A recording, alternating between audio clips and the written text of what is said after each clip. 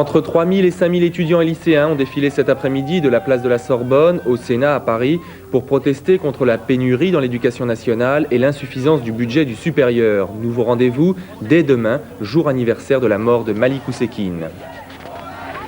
Bonsoir, Jacques Chirac a passé plus d'une heure à la tribune du Palais Bourbon pour un discours bilan, mais aussi perspective des 5 restant jusqu'au présidentiel. Le Premier ministre, qui engageait la responsabilité de son gouvernement devant les députés, a annoncé une série de mesures concrètes, en particulier pour équilibrer les comptes de la sécurité sociale, avec la plus spectaculaire, celle d'une hausse de 10% du prix du tabac le 1er avril prochain. Mais en fait, le premier objectif de Jacques Chirac, c'était de ressouder sa majorité. Face à la campagne de Raymond Barre, face aux divisions entre RPR et baristes, il a lancé un appel à l'union au service de la France. Il s'agit d'abord de donner acte au gouvernement que durant la période difficile que nous venons de traverser, il a conduit une politique conforme aux engagements que nous avions pris ensemble devant le pays. Il s'agit ensuite de confirmer solennellement au gouvernement le soutien et la confiance qui lui sont nécessaires pour continuer à gouverner efficacement jusqu'en mai prochain. Le vote de confiance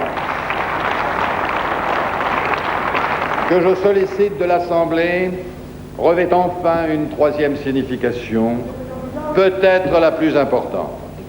Il permettra de manifester aux yeux de tous les Français la volonté également sans faille de notre majorité de maintenir son union au service de la France.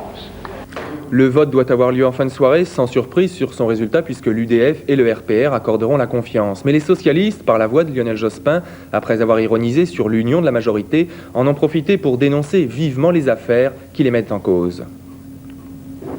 Fous ceux qui croient que les socialistes se laisseront salir par ceux qui ont enterré dans leur placard tant d'affaires, Ben Barka, De Broglie, Boulin, Fontanet ou la garantie foncière.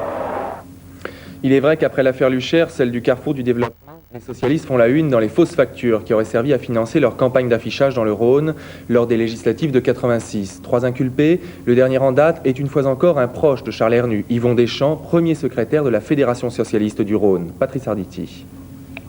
Hier, François Diaz, président de la commission de contrôle financier du PS dans le Rhône, déjà